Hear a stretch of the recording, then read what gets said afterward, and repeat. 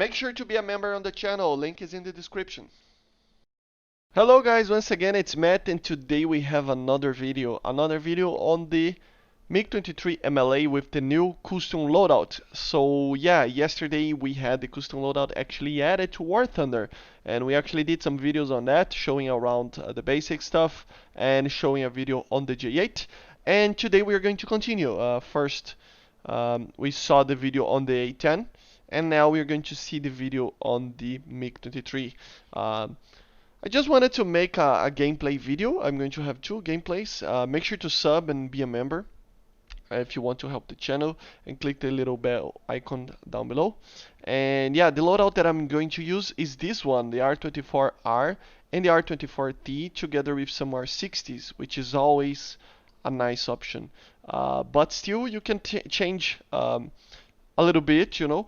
I still think that there is one viable option over here that you can take, which is this one.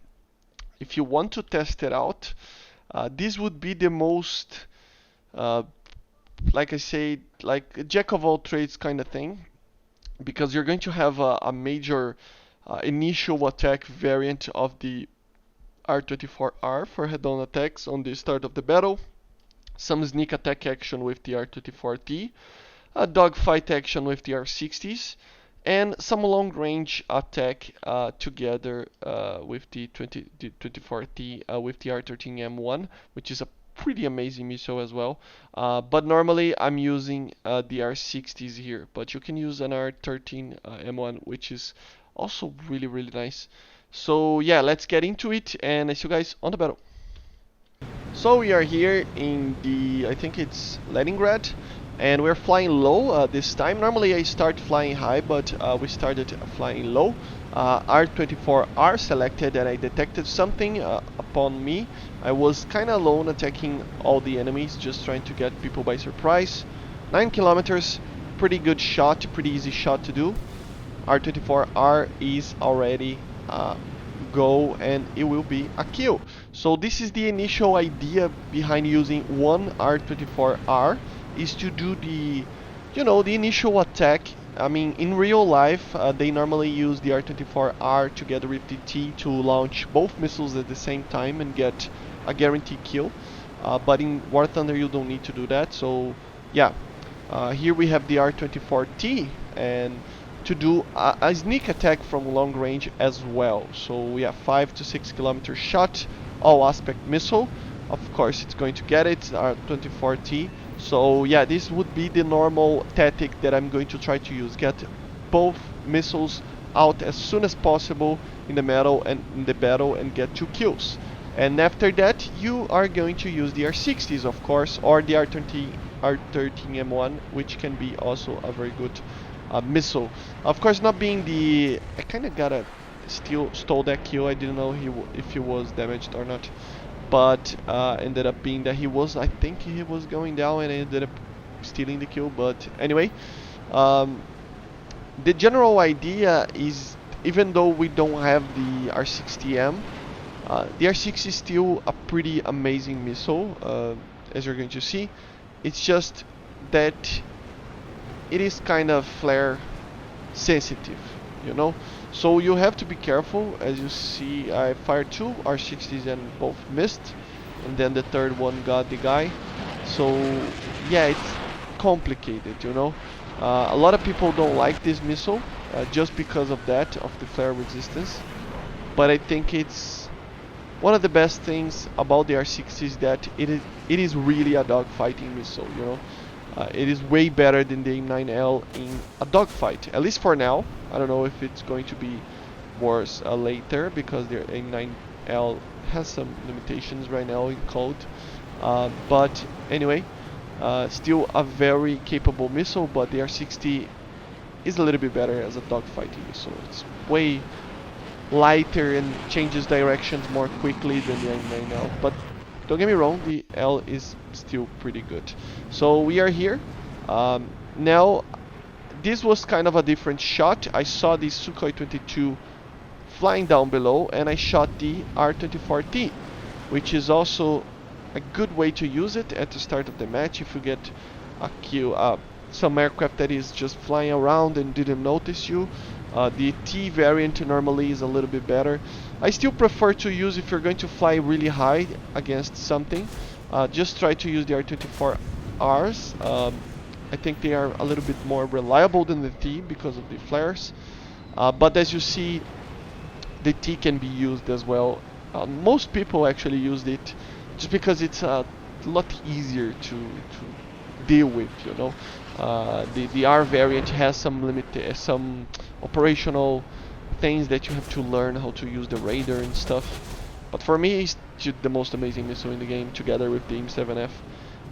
But yeah, this situation was kind of limited, but you see that it is in the same way that I used in the last battle. I just tried to get 2 quick kills with the R24s, and then I go for dogfighting, because this will be the main way that I fly this type of aircraft, especially the MiG-23.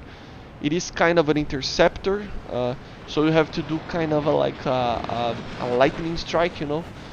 You got to be really quick about it and just fire the missiles and get everybody, because you really don't have the amount of radar missiles or anything like that to actually maintain a good battle for a long time, you know. You ended up not having the amount of radar missiles to do BVR as well as an F4J, and that was really close. But yeah, the Kafir is one of the main threats that you can have when dogfighting. It's really hard to win a dogfight with a Kafir sometimes, especially with the MLA. The MLD can take care of itself a little bit better, but you know, the MLA has some limitations in dogfight.